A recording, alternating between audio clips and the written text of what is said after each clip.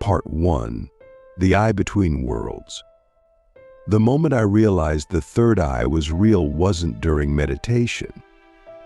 It wasn't in a temple or on a retreat. It happened alone, in silence, in the middle of a sleepless night when the walls of my room seemed to melt into something older, something alive. I had spent weeks in isolation, not by design, but by necessity. Something inside me had broken open not from trauma, but from a question I couldn't stop asking: what wisdom have I forgotten? That night, I felt a presence, not a ghost, not a hallucination, but a memory that didn't belong to me. It was as if an ancient voice, older than my name, whispered through the space behind my forehead. And it said only this: you are made of stories that your mind has not yet remembered. We think of memory as something stored in the brain, but the third eye reveals memory as something held in the field. The field around us, the subtle geometry of our energy body, carries impressions not only from our personal past, but from our entire lineage. We are not just descendants of people, we are the continuation of energy patterns. Your ancestors are not gone. They are coded into your nervous system, your fears, your instincts, your dreams. And the third eye is the interface between your conscious mind and that deeper, ancestral database. When we unlock that eye, we don't just see more, we remember differently. The third eye is not a metaphor. It is a literal access point, a gland, yes, but also a frequency tuner. It is the antenna of your soul, and when activated, it does not just show you visions, it opens portals to timeless intelligence. But here's the secret the ancients knew: it cannot be forced open by will. It opens through resonance, through devotion, through silence, through the clearing of distortion. Most people block their third eye not because they lack techniques, but because they are unwilling to sit with what it will show them when it begins to open. Click subscribe to this channel to get more profound insights. You see, the third eye is not interested in your fantasies. It is interested in truth. It reveals what your ego has hidden. It shows you the parts of your lineage you've inherited but never questioned. The trauma patterns, the fear responses, the gifts that were buried out of survival. And most importantly, it shows you the unfinished work of your bloodline. The contracts your ancestors couldn't complete. The wisdom they began to uncover but died before they could teach. Have you ever felt a strange affinity for a place you've never been, a cause you've never studied, a pain you've never lived? That's ancestral bleed-through, and your third eye is the organ that decodes it. Many people ask me, how do I open the third eye? But the real question is, are you ready to see what it reveals? Because the moment it opens, the illusion of separateness begins to collapse. You realize you are not just you. You are we. You are the hands of the grandmother who never got to hold her own power. You are the voice of the great-grandfather who swallowed his truth. You are the wildness of the aunt who was silenced. And when your third eye opens, these energies don't haunt you, they guide you. But only if you're willing to stop resisting the parts of you that don't make sense. There is a sacred process to ancestral reconnection through the third eye. First, you must create stillness. Not just outer silence, but inner spaciousness. Most people never hear their ancestors because the noise of modern life drowns them out. The third eye speaks in symbols, in dreams, in intuitive nudges. It doesn't shout, it whispers. And if you spend all day scrolling, chasing, numbing, you miss the subtle invitations. So the first step is devotional stillness, a daily ritual of quiet, of breath, of listening not for answers, but for presence. The second step is clearing the lens. The third eye is like a mirror. It reflects what is, but if it's covered in dust, the reflection is distorted. That dust is unprocessed emotion, guilt, shame, resentment, fear. These energies cloud the third eye because they lock you in the lower chakras. And the third eye only opens when energy can rise. So you must become intimate with your own emotional body. You must allow yourself to feel what your ancestors could not. You must cry the tears they swallowed, speak the words they feared, forgive what they could not. And in doing so, you clear the channel. The third step is intention. Your third eye does not open for entertainment. It opens for purpose. When you activate it with a question, a longing, a sacred desire to serve, it responds. Ask it, what wisdom is ready to return through me? What gift has my lineage buried that I was born to resurrect? These questions are not just words. They are keys. When asked from the heart, they unlock visions, dreams, synchronicities. Your ancestors begin to show up not in the ways you expect, but in the ways you recognize without knowing how you recognize.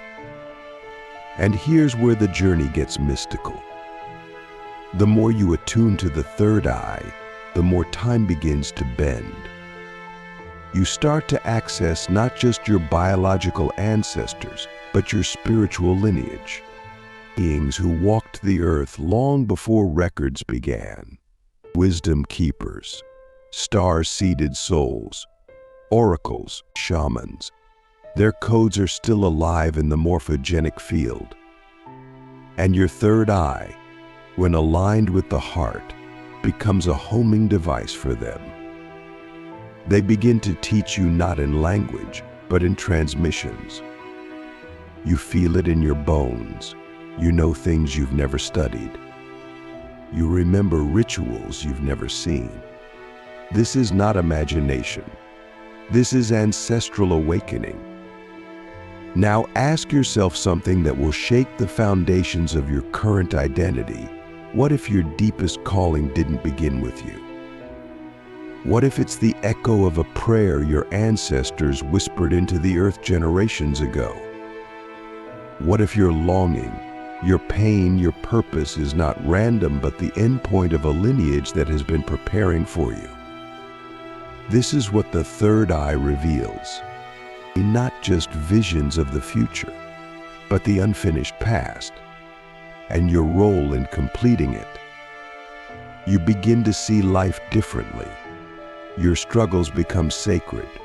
Your patterns become messages. Your intuition becomes a map. You stop looking for signs because you become the sign.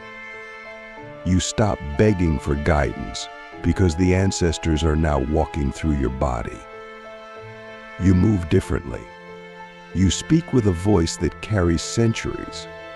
You love with the weight of generations. And every time you act with integrity, you heal not just yourself, but the entire bloodline. This is why the third eye is feared by systems of control. Because when it opens fully, you stop being programmable. You stop being a consumer. You become a creator of timelines. You no longer need validation from outside because you are being instructed from within. And that inner instruction, once sourced from ancestral wisdom, becomes impossible to manipulate. The media can't override it. The culture can't shame it. The system can't distract it, because you are now plugged into a deeper grid. And this is where the real power begins. When you live from third eye awareness, your decisions are no longer based on fear, scarcity, or ego. They are based on vision, on resonance, on what feels true at the soul level. You begin to build a life not based on what's trending, but on what's ancestrally aligned. And that life becomes magnetic. It pulls towards you the people, the resources, the opportunities that match that deeper frequency. Not because you're forcing it, but because your field is now a beacon. So I ask you, what wisdom is waiting inside the silence behind your eyes? What memory is ready to return through your dreams? What ancient voice is whispering through your intuition, waiting for you to listen not with your ears, but with your soul? Because when the third eye opens, time folds, and your ancestors walk with you again. Part 2. The inheritance of silence.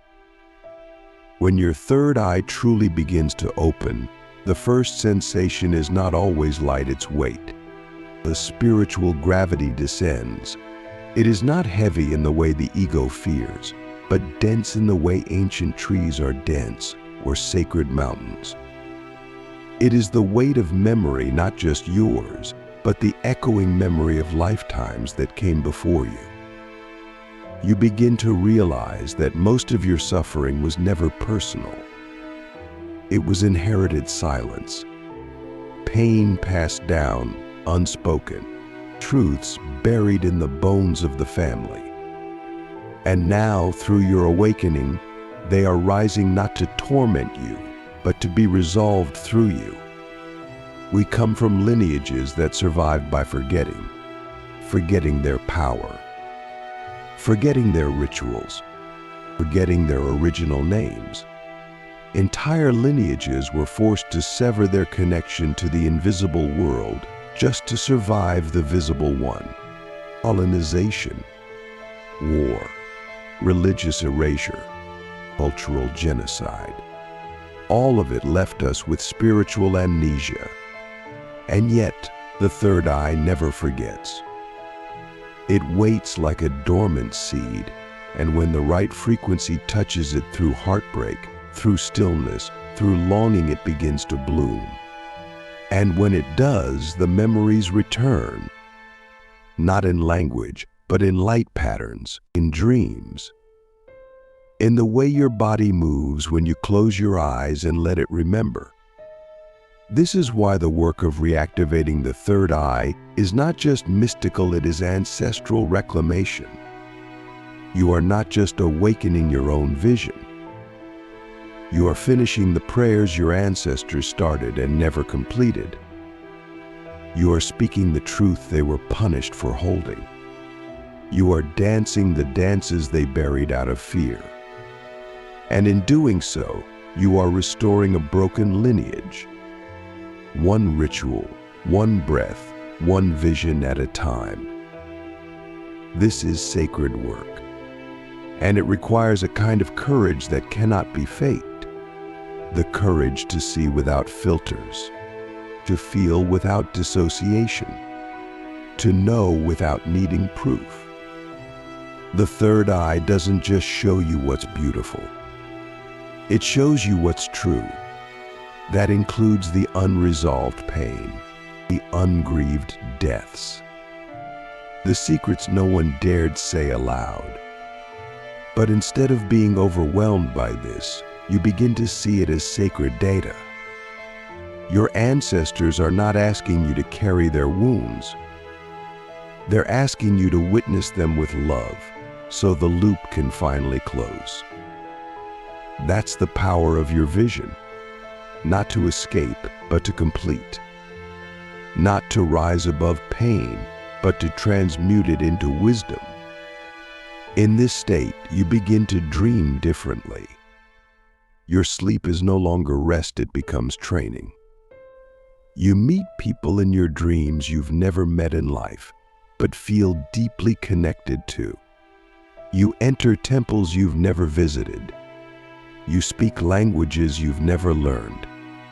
These are not hallucinations. These are downloads from your ancestral DNA. You are remembering how your people prayed, how they healed, how they called in rain or fire or protection. And you realize something profound. Your third eye is not just a window, it's a bridge between timelines, between dimensions, or between who you were and who you are becoming. So how do we deepen this connection? How do we stabilize the vision so it doesn't fade in the morning light? First, we must learn to anchor the vision in the body. The third eye is activated in stillness, but it is embodied through action. That means when you receive a vision, you don't just analyze it. You honor it. You create something with it. A painting, a ritual, a movement, a prayer, the new pattern in your life. When your ancestors see you using the vision they gave you, they send more. Because now you are not just a receiver, you are a vessel. Next, we must learn to listen without needing to understand. The third eye speaks in symbols, not sentences. You may see a black horse, a burning tree, a woman with silver eyes. Don't rush to decode it. Feel it first. Let the image sit in your field. Let it stir something ancient. Often the understanding comes days later in a conversation, in a song, in a scent. The third eye teaches us patience. It speaks in spirals, not straight lines. And those who trust the spiral receive the deepest wisdom. But perhaps the most powerful practice of all is ancestral invocation through the third eye. This is not about worship. It's about relationship. You light a candle. You sit in stillness. You breathe into the space behind your forehead. And then you speak, ancestors of my highest good, those who remember the sacred, I invite your wisdom through this eye. Show me what I need to see. Teach me what I've forgotten. Guide my hands. Open my heart. Align my steps. You don't beg. You don't plead. You invite with reverence. And then you listen not just with your mind, but with your whole body. And sometimes what you hear will not be easy. You may be guided to leave relationships, change your name, shift your work, relocate to lands your blood remembers, but your mind does not. This is not chaos. This is alignment. When the third eye is open, the old life begins to dissolve, not because it was bad, but because it was built without vision. And now you are building with ancient eyes. You are no longer guessing. You are remembering. Let me ask you something that might make you pause for days. What is the oldest truth living inside your bones that you've never spoken aloud? What dream returns to you again and again, not as a fantasy, but as a call you haven't answered? That's not just your dream. That's your lineage's unfinished story. And your third eye is the ink with which you finish writing it. You begin to see that you are not here to awaken alone. You are here to awaken for those who could not, for the child who died unnamed, for the mother who gave birth in silence, for the ancestor who danced in caves whose names were never recorded. You are their second chance, their voice, their healing. And every time you trust your vision, you are saying to them, I see you. I carry you. I complete you. This transforms your life. You stop trying to be successful. You start trying to be aligned. You stop chasing validation. You start building altars. You stop asking, what should I do? and start asking, what wants to move through me today? That is how the third eye works. It doesn't give you control. It gives you co-creation. You become a bridge between seen and unseen, between ancient and new, between earth and sky. And here's the beautiful paradox: when you lead from this place, the world begins to respond. People feel something in your presence they can't name. They feel safe. They feel seen. They feel remembered. Not because you're special, but because you are now embodying the memory of all who came before you. You are living memory, living ritual, living answer. So I ask you once more, what would your life look like if you stopped trying to figure it out and instead let your ancestors build it through you? What if your third eye was not just a tool for personal clarity, but a portal for collective healing? Because that's what it is. And it's open now. Part 3, seeing what time tried to bury. When the third eye fully awakens, something strange begins to happen, not in the world outside, but in the way we move through it. You begin to see things you were trained to ignore. Patterns in people's speech, vibrations beneath words, symbols in architecture, hidden codes in everyday language. You start to recognize rituals hidden in plain sight, both sacred and distorted.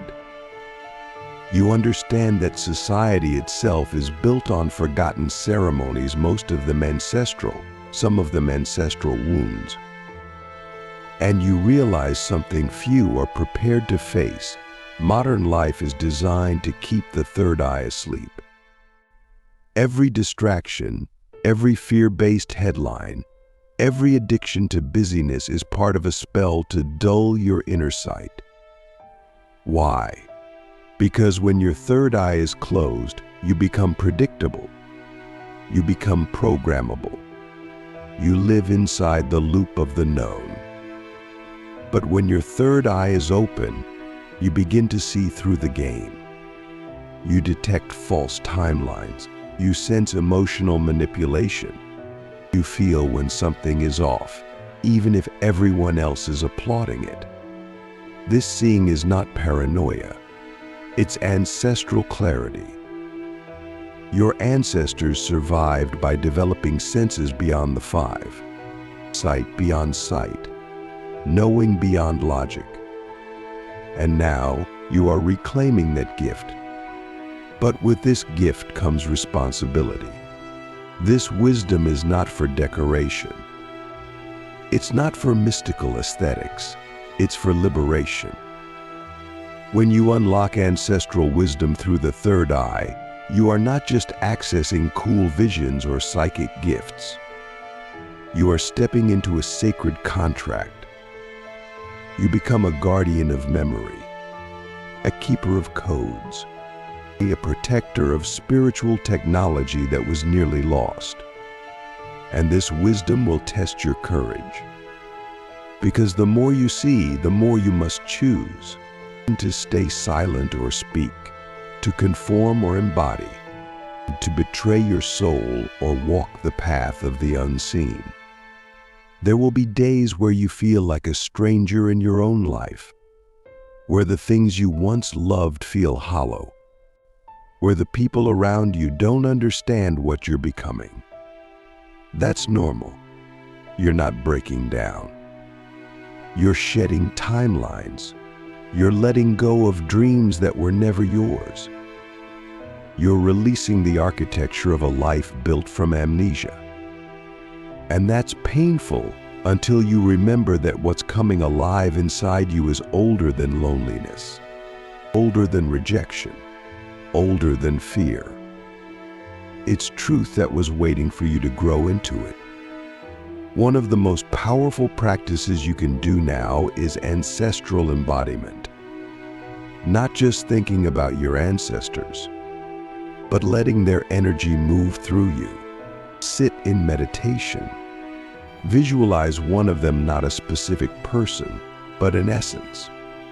Maybe you see a healer, a warrior, a midwife, or a priest. Let them step into your body. Let their breath become yours. Let their posture shift your spine. Let them show you how they moved, how they prayed, how they held power. This is not fantasy. This is remembering through the body. And when you rise from that state, you are not just you. You are many in one. You begin to operate from a deeper compass.